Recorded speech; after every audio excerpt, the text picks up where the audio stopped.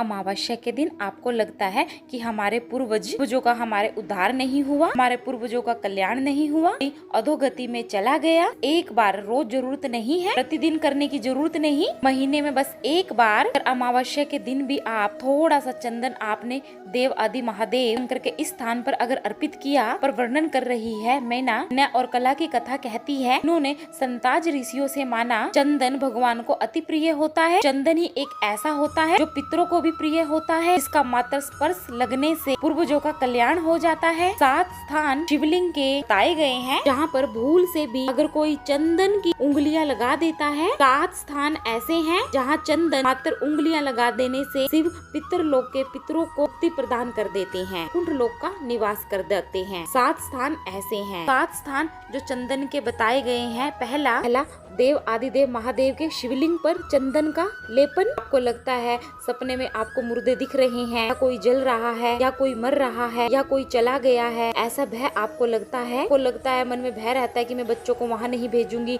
ऐसा हो जाएगा, पति को वहाँ नहीं भेजूंगी, वैसा हो जाएगा, हमारे साथ कोई गलत तो नहीं कर रहा है। आपको लगता है ऐसा। 7 स्थान चंदन बताए गए हैं। पहला शिवलिंग, दूसरा तिलक आपको जहाँ पर गणेश जी का स्थान है चंदन का लगाना है। यहाँ पर अलग से गणेश जी बैठे हैं वहाँ नहीं, जहाँ पर शिव शंकर के साथ में गणेश जी का स्थान है। लिंग में जलाधारी सामने, राइट में गणेश, लेफ्ट में कार्तिकेय, बीच में माता अशोक सुंदरी। पहला चंदन बाबा के शिवलिंग पर, दूसरा गणेश जी पर चंदन का तिलक, तीसरा कार्तिक जी पर चंदन की उंगली, चौथा माता अशोक सुंदरी के स्थान पर चंदन की उंगली, पांचवा जलाधारी पर चंदन की उंगली, छठा जो शिवलिंग से जल बह रहा है ठीक विपरीत की ओर चंदन की उंगली, सातवा चंदन नंदी के मस्तक के ऊपर जो 2 सींग लगे रहते हैं उसके ऊपर चंदन की उंगली। कब लगाई जाती है? या तो अमावस्या के दिन। आपको लगता है कि हमारे पूर्वजों का उद्धार नहीं हुआ है, हमारे पूर्वजों का कल्याण नहीं हुआ, कहीं अधोगति में कोई चला गया, एक बार रोज जरूरत नहीं है, प्रतिदिन जरूरत नहीं, सिर्फ अमावस्या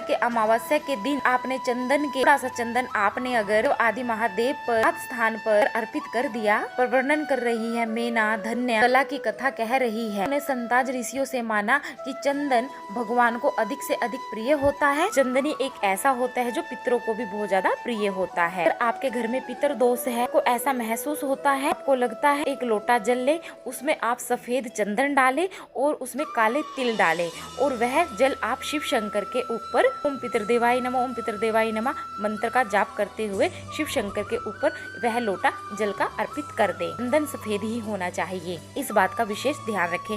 लोटा तांबे का होना चाहिए, उसमें काले तिल होने चाहिए। अमावस्या के दिन प्रदोष के समय पर काल में शाम के समय पर किसी भी नदी, तालाब, बावड़ी, कुआं कहीं ना कहीं भी आपके पास में हो और एक घी का दीपक का मुख दक्षिण की ओर हो, अवश्य जलाना चाहिए। घर के सभी पितर दोष समाप्त हो जाएंगे। नदी, तालाब, कुआं, बावड़ी नहीं है, पीपल का वृक्ष हो, बेलपत्री का वृक्ष हो या वट का वृक्ष हो, उसके नीचे भी आप यह दीपक लगा सकते हैं। प्रदोष काल अमावस्या के दिन लगाए जरूर। अमावस्या 16 दिन तक पितर मृत्यु लोक में आने के बाद भोजन ग्रहण करते हैं। अमावस्या के दिन पितर शाम के समय प्रदोष काल में शंकर भगवान का नाम जाप कर नदी, तालाब, बावड़ी पर पानी पीना चाहते हैं, वहाँ से जल का आचमन कर अपने लोक को चले जाते हैं। प्रदोष काल के समय पर बावड़ी, कुआं, तालाब के पास में दिया जो लगाया जाता है दक्षिण की ओर मुख कर बत्ती का, तो पितर आशीर्वाद देते हुए जाते हैं कि फलो फूलो, आगे बढ़ो, उन्नति करो, तरक्की करो। ये पितरों का आशीर्वाद रहता है, पितरों का वर रहता है। कुछ करा या ना करा, पर अमावस्या के दिन दिया दक्षिण की ओर, की ओर मुख करके जरूर जलाना चाहिए। इतनी छोटी सी जानकारी, ये उपाय करके आप अपनी जिंदगी को बदल सकते हैं। कमेंट में श्री शिवाय नमस्तुभ्यम जरूर लिखें, लाइक करें।